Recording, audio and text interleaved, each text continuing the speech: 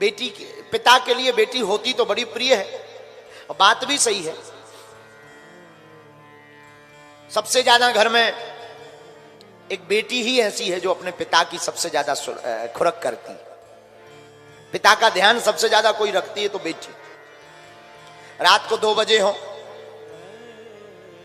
एक घड़ी माता जी नहीं उठेंगी, पत्नी नहीं उठेगी, बेटा तो उठेगा ही नहीं, निकम्मा।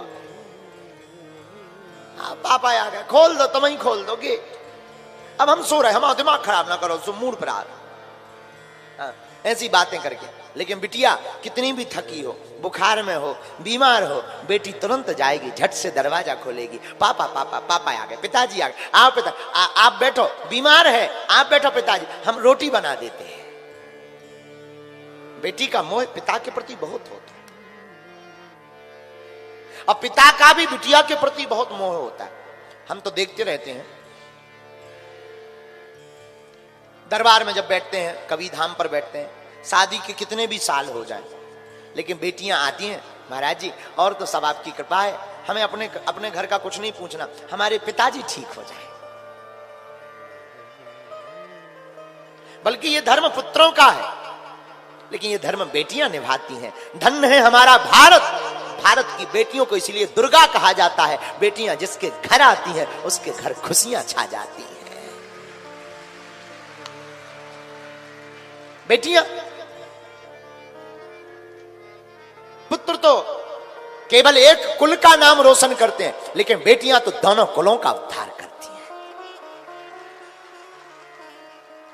हमारा मानना है, हम आप लोगों से भी प्रार्थना करेंगे।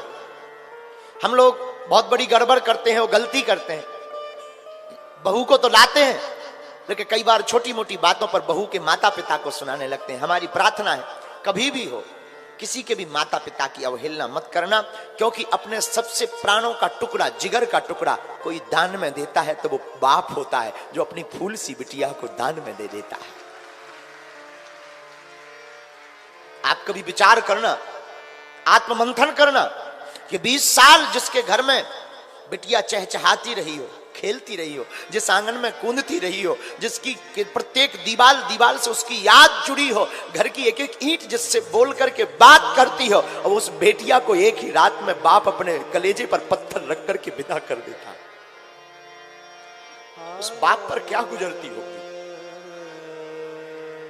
इस पूरी दुनिया में हम तो नहीं कह सकते, पर भारत में कह सकते हैं, इस पूरे भारत में कोई बाप कितना भी बड़ा कठोर हो, कितने भी बड़े दिल का हो, पर हम दावे के साथ कह सकते हैं कि जिस दिन बेटी की विदा होती है, उस कठोर से कठोर बाप की भी आंख भर जरूर आती है। अकेले में जा करके वो भी रो पड़ता है, उसकी भी नजर भर आती है। कितना भी कठोर हो, जब बेटी जाती है ना, विदा होती है ना, वो भी फूट पड़ता, बिखर जाता है। वो भी 2 दिन तक भोजन नहीं करता, उसे सुरत नहीं रहती।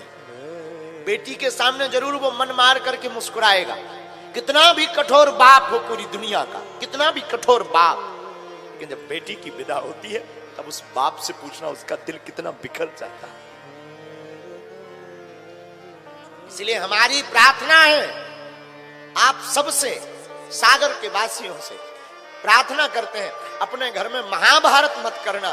तुम्हारे घर पर कोई बहू आए ना, बहू बनकर के आए तो क्षमा करना, वो बहू जरूर है तुम्हारी, लेकिन वो किसी की बिटिया भी है, ये मत भूल जाना। वो किसी की बेटी भी तो है, और वो जिसकी बेटी है उससे कभी पूछना, उस बाप से पूछना, उसने अपना तन मन धन सब कुछ लगाया, वो एक रात में विदा कर देता। और हम लोग बारात से आकर के इतनी बुराइयां करते, अरे नमक को नहीं पूछा, पानी को नहीं पूछा, हमको चाय नहीं पिलाई, फूफा जी को कपड़ा नहीं दिए, अरे ये तो सब हाथ का मैल है, खाना पीना तो ये सब साफ चलता रहेगा। होटलों में जाकर के तुम सर्विस ले सकते हो, बहुत अच्छी सर्विस ले सकते हो 100 रुपया खर्च करके। लेकिन हम तुमसे प्रार्थना करना चाहते हैं हाथ जोड़कर, उस बाप के बारे में कभी तुम कल्पना करना जिस बाप ने अपनी बेटी के विवाह के लिए 1 साल पहले से सोना छोड़ दिया हो, जूता खरीदना छोड़ दिया हो, कपड़ा खरीदना छोड़ दिया हो कि हमारी बेटी की विदा में कोई कमी ना रह जाए। हम कपड़े नहीं लेंगे पर हमारी बिटिया के आने वाले रिश्तेदारों को कोई कमी नहीं होने देंगे। कभी आप आत्ममंथन करना उस बाप के बारे में। वो 1 साल पहले से नहीं सोता है, 1 साल पहले से ये अचार खिलाएंगे, ये ना ये आम तोड़वाना था, ये अचार खवाएंगे बारातियों को, ये स्वागत में टिफिन देंगे, ये हम कपड़ा पहुंचाएंगे रिश्तेदारों के यहाँ, ये हम टोपरी पहुंचाएंगे अपने रिश्तेदारों के यहाँ। और प्रार्थना करना, वस्तुएं तो लिपती आती जाती रहती है, राजा से रंग, रंग से राजा व्यक्ति बन जाता है, परंतु याद रखना व्यक्ति का संबंध लौट कर नहीं आता है। इसलिए नाता को बनाना, नाता को बनाना।